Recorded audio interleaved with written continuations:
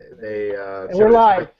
All right, we're live. Welcome. We're live. So welcome to our the first live hangout from the JeopardyFan.com. The object here, we're talking about 80s week from the Battle of the Decades. Our panelists, I'd like to give a welcome to the silent Jeannie Kenkel.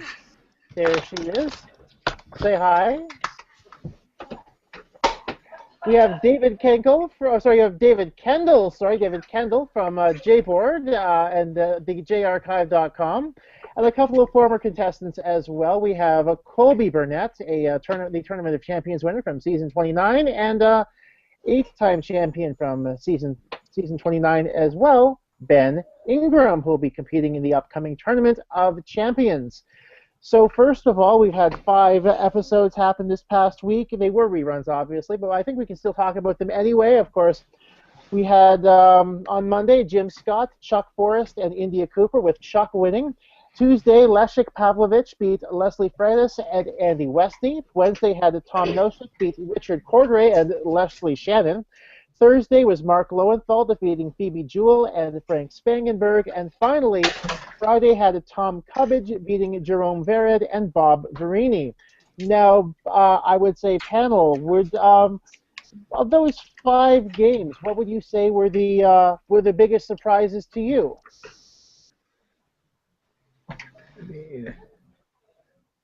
Well, in my opinion, I think the biggest surprise was that they put Jerome and Bob in the same pairing, because I could have seen both of them making it, really and truly.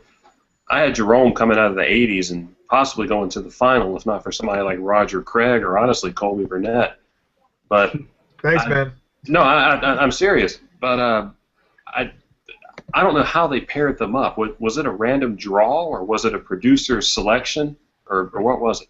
I think they're always producer selection, so there's never an element of randomness, and you're gonna see this when you tape your TOC. So there are matchups that they want to see, and I just think that Friday, like with that group, that was the, this is the ball buster. Like, this is just going to be the one that's going to bring the pain, and somebody that you want to see continue just had to go home, and it's sad. Yeah, they put the biggest names on Friday. That's sweeps day, as it is. But why Friday? I would think they would put them on Thursday, because that's when the most people watch TV. Friday's when you go out. I mean, in my house, it's when you go out. But so it's just, the thing is, especially in the Midwest, a lot of places, like, Jeopardy isn't on right before prime time. Sometimes it's on in the middle of the afternoon. So you're going out on Friday night. That it wouldn't change if you're planning on watching Jeopardy or not. I think it's just simply end with a bang. Have the big climax at the end, and what people came to see at the end. People that, maybe we won't go out on Friday for dancing because this is just such a good Jeopardy episode that's going to be on. But then that leads me to wonder, why for a little while in the old days did they have tournaments starting on Wednesdays and ending on Tuesdays? Like, they would have the finals on Monday and Tuesday, for example. Yeah, that never made any sense to me. So I don't know. I wouldn't know where to begin. I'm glad they fixed this. I'm glad they fixed that. But yeah, was it broken, or? I mean, the idea of ending on a Monday and a Tuesday just seems, it just doesn't seem like the scheduling really works for there being good television. So, I mean, I guess I got accustomed to it because it happens so often, but otherwise I couldn't tell you. But I wonder when people watch the most TV. I wonder what day of the week that is. Me. You were saying it was Thursday, wasn't it? I thought it was, but I don't know. I hardly ever watch anymore. I read books. It's helpful. I would say that I've also not watched. I've seen maybe 20 episodes since I've been on, like, total. So, and maybe 20 in the 3 years before that. So, really, it doesn't help in Chicago that it's on at 2:30 in the afternoon. So That's why God invented DVRs. I understand. But those get backed up, and you're just like, hey, am I really going to watch 10 Jeopardy episodes in a row? Like, nah. Or you have to buy one in the first place. I have an antenna. See, that's good with that whole reading, because not having TV really helps with that. So. But if you don't watch, then you go to the archive, you can knock out like 7 or 8 games in an hour. Easily. So that's what I did when I had to prepare for it. Yeah, I just went to the archive. I wonder if these guys did. I would, let's see. Especially I think the people who were away from the game the longest, like that's, they had to if they wanted to be. Yeah, I'm sure they all know about it and all that, but that's why it's up there too. I know one of the archivists was recently saying, I think this was in an email, that the archive is meant to be not only pleasing to you guys, but pleasing to machines as well. And if well, there's the case of Roger Craig, who downloaded everything in the archive and spat it into a machine. It makes it's the format of it makes a great study tool. Absolutely, and especially I know there's only one add-on for Chrome, but I wonder if these '80s contestants use that. I mean, I'm not saying that they're like technologically challenged or anything like that. Was it around back then? Because I seem to recall that add-on mentioned fairly recently. Do you know when these games taped? I know the 90s and the aughts taped in February. I think either Jeannie or Colby would know that. These taped before the new year, so I'm thinking it was around November. I think it was around November and it aired in January, so I think that's about right. It aired in first week of February, so close to February. So February then, sorry. That's all right. Yeah, Jeannie just said that they were taped in mid-December, or Jeannie just typed. Okay. Yeah, because she was at all of them. Yeah, she was in the audience. So. That was fun to read, by the way. I liked reading about that. But okay, sorry. I just want to move on to another bit of a topic. One thing that I know was brought up along that time was that all 5 games were won by somebody who won the Tournament of Champions. Was that a surprise to anyone, or was that to be expected that that all the people going through were Tournament of Champions winners? How many of them were Tournament of Champions winners? Like, was every game a TOC winner going against 2 non-TOC winners, or how was it? I didn't really run the numbers on that. Hold on. Wikipedia is pretty thorough about this, so I'm going to go check. Yeah. I know. Even as a teacher, I just can't get away from using it. So shame on you. Hey, they don't let your kids hear that. Yeah, they can hear it all they want. People don't have time to go on the internet and lie about who won a TOC. At least I hope. So I just want to point out from my belief about I think Jim and did Jim Scott win the Tournament of Champions? I can't quite remember. Yes, he did. I think he did. Then both Jim and Chuck were TOC winners on the Monday. Also, 3 TOC winners on Monday. India won, or I get her mixed up with Robin because I'm crazy. She was a semifinalist. Friday had oh yeah, Jerome didn't win. That's right. He only had $600, and he made that because he played with Leszczyk. Oh. Yeah, so Jerome lost to Leszczyk. Yeah. So Jim. All right. So I'm just looking at like top 3. So Chuck. So the winners of the TOCs who were there. So they invited everyone. So so it's Chuck, Bob, Mark, Tom. Okay. Jim, Leszczyk, Tom, Frank, and I think that's it. And Colby. Well, in the 80s. So. If I managed to pull off, a TOC win in the late 80s, that would have been a lot more memorable. Those guys are good, aren't they? I mean, especially with the limited, I guess, materials because no one knew that there was no internet back then. Oh yeah, and I remember. So when I talked to Chuck and Mark, they were stating that basically their book and their methods that they used in writing is just like, well, they're no longer they no longer matter because the internet is omnipresent now. Yeah. So did you read their book, Colby? Because I did not. I didn't, and I guess I felt good about hearing from Chuck saying like, yes, this doesn't do you any good anymore. Jeannie just said she cherishes their books. I think they're good. They're well written. It's just that it's out of time at this point. Who else wrote books? And I think they were the only two who actually wrote books in the 80s. Chuck. I was just gonna say from the 80s, yeah. And they were like the books for the longest time, but now I think I've heard that it's getting out of date. But yeah, for the longest time, I've heard that those were the books to study up on. Of course, like it's before the archive and everything. There was only that one, and then there was the book that Trebek wrote. Trebek found a book. He wrote. He wrote. It was called the Jeopardy book, and I'm actually looking at it on my shelf because I had a copy. I lost it, and then I went to New York. This was when I was visiting with Keith, and I wandered in a bookstore. They had a copy. I got it for like $1 or something like that. And then I found the one I had lost. So if one of y'all wants a copy, you can have it. But I think that book was good preparation. It was written in 1990, by the way. So that means that somebody like Chuck Forrest, who back then was the highest of all, did not have that to use for preparation. But I think it was good, not so much for strategy, but for boldness.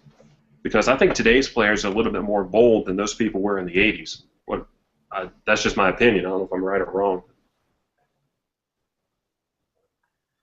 Yeah, I mean, you get, the Roger Craigs and the Arthur Chews that, all right, this is in my wheelhouse, I'm going for it, and I'm going to feel confident in everything that I do. And yeah, I guess with the 80s, they were a bit more, pensive about, going in very tough on. And, I think especially with the game that Tom won, like, that was a slugfest because, they didn't feel comfortable and they were, buzzing in on things that, well, we're still making a guess and like you really can't do that. And so that's why back in the 80s, it was still new to them. It was, and I think this is kind of telling why there was no 80s people in the finals. Because do you think it's, I was just going to say, do you think it's because they might have lost a step in terms of like the reaction, not reaction time, but like the neurons firing or whatever? I'm a neuroscientist. That might have been a factor. It might also be because the game was different back then. They didn't really know as much about strategy, as much about just how to really do good in Jeopardy, like the people who in the 90s and the aughts have learned from years of watching the show. The 80s people obviously didn't have that advantage. And I think the material was different in the 80s, too. I think it was a lot more, it was a lot more Q&A, a lot less wordplay. I think a lot less pop culture. Watching the Crackle episodes really does show how they've changed. I'm glad they put the Crackle episodes up, by the way. Those are fun, aren't they? I hope they do more Crackle stuff. I don't know what they're going to do, but I hope they do more Crackle stuff. Well, they're doing sports Jeopardy, obviously. Yeah. Which I mean, Crackle stuff for regular Jeopardy. Mm-hmm. That'd be nice, but I doubt it. Going back to the lost a step on the buzzer thing, one thing I noticed was that Phoebe, both against Frank and Mark on Thursday, was very good on the buzzer herself. So I thought it was quite possible that she might have just had that extra advantage on the buzzer and was able to. That's how she was able to get her lead going into final. Now, another thing I was thinking about Wednesday's game, the scores between Leslie Shannon, Tom Noshik, and Richard Cordray were so low. Do you think that was a function of the material just being harder on that day, or was that simply a function of having weaker contestants? I don't think the contestants themselves were weaker. Richard Cordray, for one, was kind of younger compared to the rest of the '80s people. So, and he didn't really seem to be off from what I saw him in Crackle. Maybe I wasn't remembering right, but from what I could tell, he didn't seem to be that different from what I'd seen him. I don't know why the scores were so low. Maybe they just didn't study beforehand, or what? I don't know. Did you get to talk to them at all, Jeannie? Any one of those three? Let's see. Which three were those, Andy? Oh, so Tom. Leslie. So I mean, oh, you're asking Jeannie. So wait. Yeah, the Wednesday people. Richard Cordray, Tom Noshik, and Leslie. I keep calling her Freites, but no, I'm sorry, Leslie Shannon. That's not Leslie, and it's not even pronounced Freites. Freitas. Freites. Yeah. Yeah, I mean, I'm looking at those Coriats right now, and it's like 2,600, 6,400, 5,000. It's the negs, man. Like they negs, so they were just so many negs. Well, Negs are the deaths. well, like, all right, so Leslie is like double jeopardy. They bust out the gate. Leslie got one. Richard nagged on what, like a 2,000, because they were digging deep for him, I think.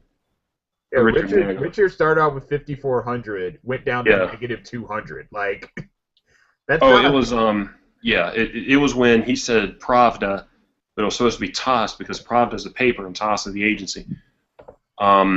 So maybe he was just trying to catch back up, because I considered when I was up there playing. That's just me talking, but when I was up there, I looked at the score all the time, and I would take more chances if I was down or if it was close or I felt as if the other guys were catching up. Maybe that's what happened with Richard. Maybe it just spilled over or something like that. Everybody started doing it. Yeah, there's definitely a moment where you have to keep yourself from not. Andy. There you go. All right. There's definitely a moment where you have to keep yourself from not panicking if you're behind. It's like, because you know what you know. Yeah. And there's a moment where, all right, you take a chance when you're 85% sure. But I think in this game, they were down. They were going on things where they were maybe 30% sure, 50% sure, and they're just getting burned every single time. And that goes back into what I was saying about the '80s people didn't really know as much all the strategies of playing the games as the '90s and the aughts people did. That's one of the big strategies. Don't ring in unless you're 80% sure. Don't make sure you don't have a lot of negs. And I think the '80s people didn't have that strategy on it. It kind of disappointed me too, because they could have watched Jeopardy for the last 25 years after their games aired and caught up on the strategy, but I didn't really see that happening. It just looks like they stepped off the plane from the last time they played Jeopardy.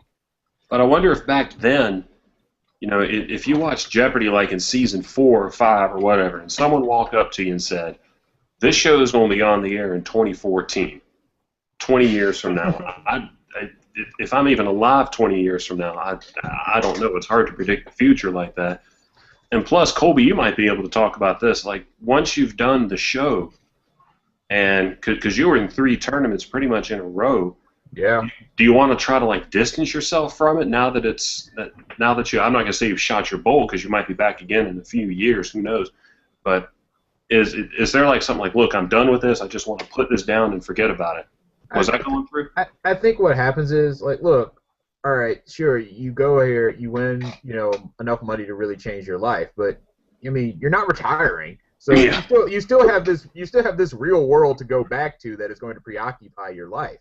Yeah. So Jeopardy, even if you've been on the show and you've been successful, at most it's still just a slight diversion for a half hour at a time. And I think with a lot of these groups, it's just like you've got professionals, people who are successful, people who are in their, they're in their 50s and 60s who have, they focus so much on this. They've had families. They've had so many more important things happen to them that it's difficult to just say like, oh, I'm going to sit down and go study for this tournament, which is basically a one.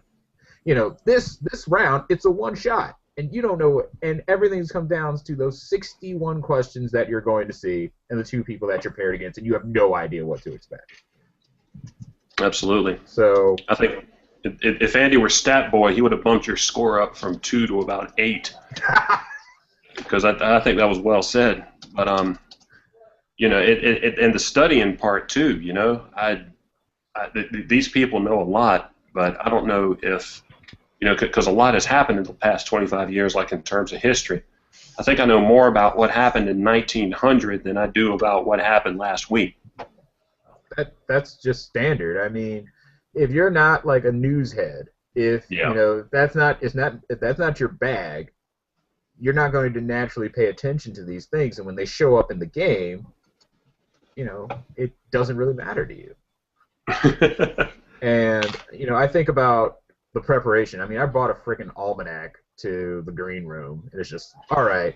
So there's the 1 in 100,000 chance that whatever I'm studying right now, I didn't know, and it comes up on that board. Like, you're just not in control of that, and there's only so much studying that you can do. You think they were overconfident on Wednesday?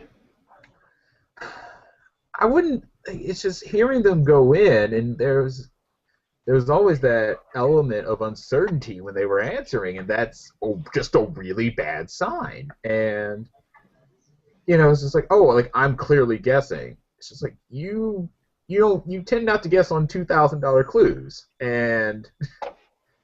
but that's what they were doing.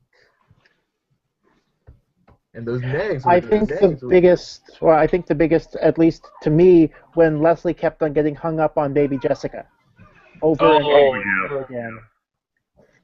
That was a fun story. Who was it who was saying about what happened off camera about the Baby Jessica? Forgot about that. I wonder if it's because you look at somebody like Bobby Fischer who worked out to play chess, which sounds counterintuitive, but I wonder if like they were so nervous, they were devoting so much of their energy just to try to control their nerves, or their nerves were sucking out so much of their energy that, because I mean it's hard. Like if you watch the show after a day of work, or if you hit the archive in the morning, I myself see a difference. So maybe it was just tiredness. They would be the last ones taping that day, eh? If it's a Wednesday show? Well, let's see. Not this Wednesday. So it went in order. So they taped in order, so the last ones to go would have been, on that Friday. It would have been Bob. Oh, they taped everything in one day? I thought they... Yeah, it was a one-day thing. Oh, okay. So. And they were just hungry then before lunch break. Oh, that's a possibility. Oh yeah, they would have been the last to go before lunch, and yeah,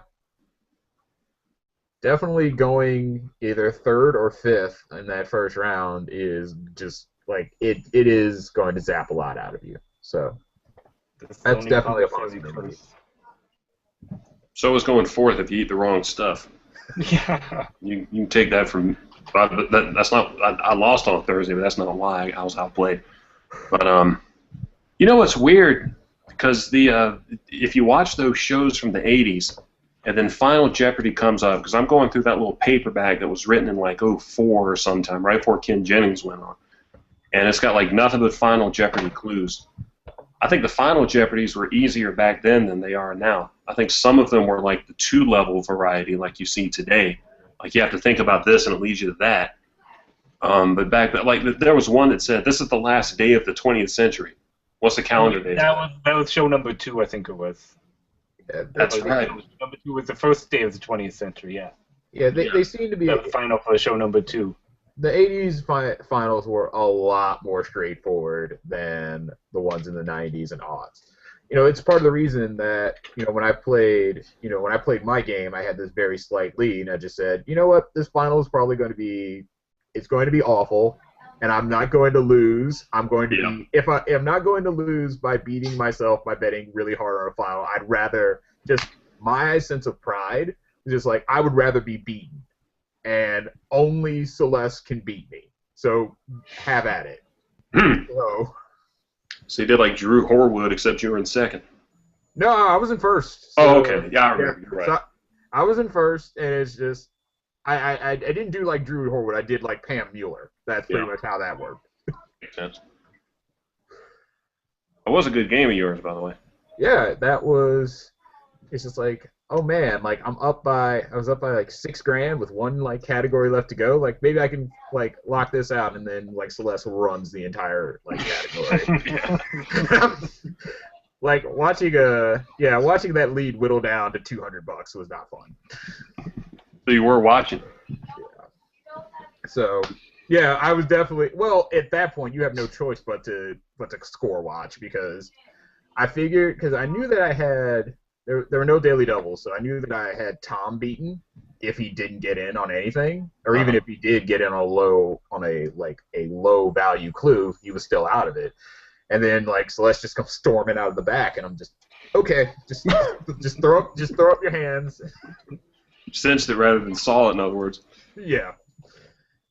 Did y'all get the lottery? Did y'all get the final that was on Tuesday? Oh, let's see. Let me pull that up. Yeah, I think I just forget about what I said. Wait, what? Good. You're catching on. You're catching on. Okay. So while I have the two former contestants here, Ben and Colby, is there, first of all, Colby, being that you were part of the tournament, was there anyone that you were hoping you were going to be paired up against, or did it really matter to you? I wouldn't say, there were people that I wanted to avoid, and I figured, so I know I'm not playing against Keith, and I know I'm not playing against Stephanie, and so anybody else, and I know I'm not playing against Michael, because Michael Falk is he's a teacher in the suburbs of Milwaukee. I see him all the time. He's a friend of mine. And so I figured that, they're not going to pair me against Ken. And why did you figure that they won't pair against Ken? Nobody wanted to be, obviously. Nobody wanted to be, and Ken was, as much as I value as good players as Michael and Vanita are, they were sacrificial lambs. They were 15 and 16 seeds about to get, okay, yeah, they did want Ken to go on. Yeah, okay. So they were 15 and 16 seeds about to get smacked down. And I had a feeling that I was, in terms of where I was as a player, I felt not, I'm not Ken Jennings level. I'm not Roger Craig level. Like I'm in that upper part of that second tier, and they're not going to give me pushovers. They're going to give me very good players who are at my level, and that's what they did. You're at Colby level. Yeah, I'm glad to be at Colby level, and so pretty much I could duck that, but clearly Celeste and Tom, they're no pushovers, so. Yeah. They could have easily given me somebody like VJ or Larissa or Maria, like all players that probably are all at the same level. I say the only ones that didn't scare me in the slightest were Tom. Tom's a bit of a weirdo. And which Tom? Tom Cavanaugh.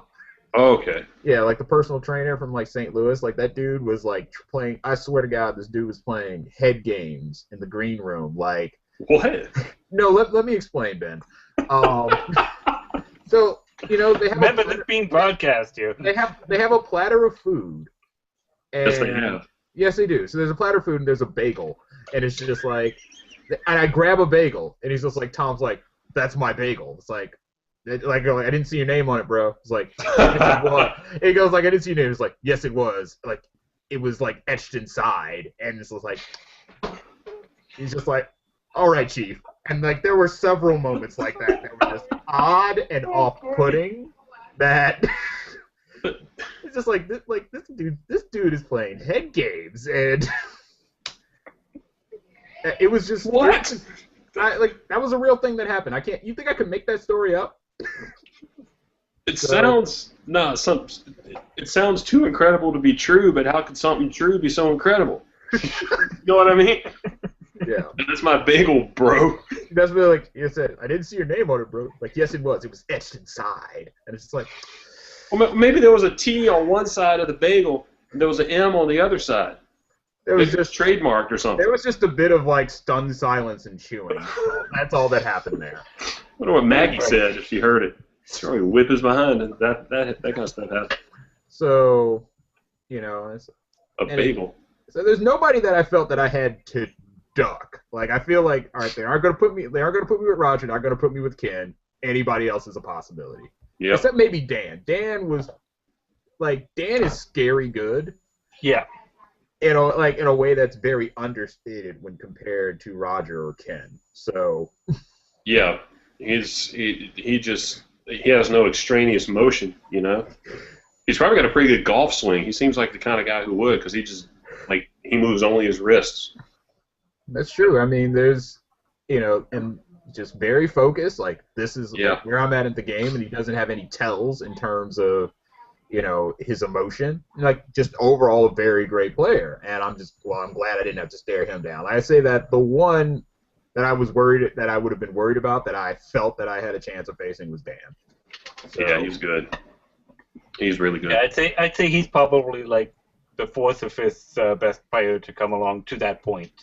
I mean, not counting Arthur or what's her name? Oh, What's her name? Julia, mate. Come on, Thank man. you, Julia. Oh, you're gonna see her. You're gonna see her soon enough, then. So. Well, maybe. We'll see. I'm not saying anything. Okay, but Did you bring that final up, or did you? oh yeah, hold on. I need to do that right now. It's 4417. 4417. Okay. Because I know that you type in J dash and then it comes up and you just change the ID like I do. I use Selenium to do that. Okay. Oh. So. Oh, geez, why am I spazzing out? Okay. Because it's Saturday night. It is a Saturday night, and I'm on. Bad Saturday, it's SS. And I'm on the internet. Sorry, so Tuesday. So that was. Can we be any more nerdy? Oh yeah. So 20th century women authors. Yeah. See, it wasn't an insta get, but I think I would have come to it because how many? I mean, all right. So women short story writers of the mid 20th century. There's like Shirley Jackson and like Flannery O'Connor. Like pick one. And Edna Ferber. Okay, Edna Ferber. Remember her? Edna. Oh well, hey, I know enough about Edna Ferber. Yeah. That was a great final for me. That was a good get. That was a really good get. But that was also the thought process wasn't actually knowing about Edna Ferber. It was female Southern writers. Like I ran through about 5, and then that was the only one that made sense. Well, it could have been Edna St. Vincent Millay, but I think one thing she wrote. No, I'm sorry. Flannery O'Connor wrote Everything That Rises Must Converge. I read that, so. And a good man's hard to find. So. Yeah, she wrote that. Isn't St. Vincent Millay poet one? Or? I have no idea. Yeah, she's a poet. Yeah. Okay. And not a Southerner. I'm going to go back to the weight room then, I think. By that I mean read. Zing. Yeah, but that get was mostly because I just think about getting Edna Ferber. It's just like, it wasn't that I got it. It was just that everybody else bet hard and failed. Like. Well, if you'd have gotten it, you would have won anyway. And if you'd have missed, well, okay. Yeah, if you'd have missed, I missed, I still would have won and had a very good lead going in. So.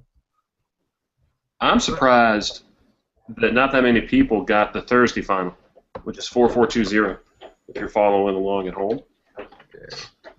So the Thursday final. Yeah. So. Countries of the world. Of course, if that was me, I'd just go all in, but whatever. Yeah, there's not that many. You got a 0.5% chance right off the bat. So, I mean just me in geography. Yeah, that's a good thing. That's when I put my own bet. I feel for Frank because at least right size, wrong shape, and it's just like Bahrain's an island. So you just have to eat that. I was pulling for him. I'll go ahead and. I mean, most people No, I especially enjoyed this banter with Frank, and when he got the question of a New York City traffic cop gets the question about stop and frisk. It's just like, and then Alex goes, "Yeah, the boys back home are glad that you got that," and he's like, "No, they're not." Oh, I love that line. He's just like, "No, they're not." That's the great Hawk right there, if you know what I mean. It's pretty Hawk. Oh man, it was a good week though. It was, like I say, it was very well played. Most of the games, I would say, with the exception of Wednesday. Everybody, I think they were fairly evenly matched, and they were still good games overall. So, I mean, it was fun to watch. I do think Fridays was the best. I'm surprised that Jerome didn't pull it out. I think he had the toughest competition. I think that was the thing on Fridays, that what we were talking earlier about them putting all the superstars on the one day there, making it a really good game, and that and 6 negs. No, I'm sorry, 4 negs. He had 4 negs, and he missed 2 daily doubles, so it's 6 total. It's only 4 negs. I was more than that. But he's definitely one of the best quizzers in America. He's got a lot of depth. Who, Jerome? Oh yeah. Oh, definitely. He's got a ton of depth, and I'm surprised that he didn't. I don't know if this was deeper or less deep than the big tournament that took place when I was in college, the Ultimate Tournament. He seemed to be a little off his game too that day. I could hear him go, "Oh yeah, right, it was that." Yep. A lot. Something just left, just a gear slip or something like that. He wasn't bringing his A game. True. Wasn't bringing his A game. That's a shame. I definitely expected more from both Frank and Jerome, and it's just like, it just didn't quite work out. That Chuck one though, I wanted, I wish all 3 of them could have won, honestly, but I wanted to see Chuck advance in the tournament for a change.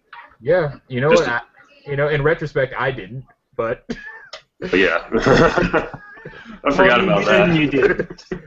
I did forget about that. I apologize. No. You get to play him. I don't. So. No, and Chuck is just very much like Dan. It's just like, it's very systematic. Like, I know what I know, and I'm confident in what I do, and I'm going to systematically dismantle you, and that's how he plays. Mm-hmm. He didn't seem to bounce that much.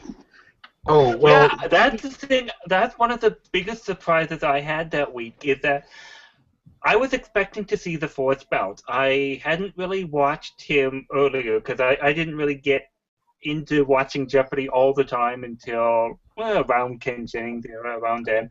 So I wasn't really that familiar with the fourth bout. I'd heard about it. I've heard the elders talk about it around the campfire, but I hadn't seen it. I hadn't seen it done before, so I was waiting to see it, and it wasn't really what I thought it would be. I mean, Arthur Chu did a much better fourth bounce from what I pictured a fourth bounce to be than Chuck Forrest did.